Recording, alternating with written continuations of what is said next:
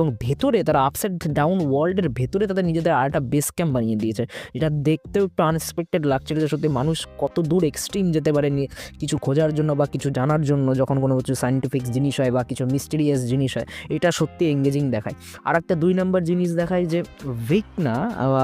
নতুন একটা নাম নিয়েছে, মিস্টার ওয়ার্ল্ড এরকম একটা নাম নিয়ে সে বাচ্চাদেরকে কিডন্যাপ করতে থাকে, এবং এটা আমরা গোটা সিরিজের শেষে গিয়ে বুঝতে পারি কেন করতে থাকে, কিসের জন্য করতে থাকে। কিন্তু অ্যাজ এ শর্টে হিসেবে বলতে গেলে ভিডিও অনেক বড় হয়ে যাবে। ভেকনা তার মেন থিম থাকে উইলের মতো উইক যারা যে সমস্ত ছেলেমেয়েরা তাদেরকে কবজা করে নিজের কাছে রাখার, নিজের একটা পার্সোনাল সৈন্য বানানোর, যেটা দিয়ে সে ওয়ার্ল্ডে রাজ করবে। কারণ স্ট্রং বাচ্চা না কেন, উইক বাচ্চা কেন, স্ট্রং বাচ্চারা যারা আছে তারা ভেকনার ম্যানিপুলেশন থেকে অনেক সময় বেরিয়ে চলে আসে, অনেক সময় ভেকনার তার মাইন্ড থেকে তাদেরকে কন্ট্রোল করতে অসুবিধা হয়, অনেক সময় তারা ওভারকাম করে ফেলে সেই ম্যানিপুলেশনটাকে। তার জন্য স্ট্রং বাচ্চাদেরকে চুজ না করে যারা একটু ছোটোবেলা থেকে দুর্বল, যারা ছোট থেকে একটু বুলি হচ্ছে স্কুলে, যাদেরকে লোকজন এমনিতেই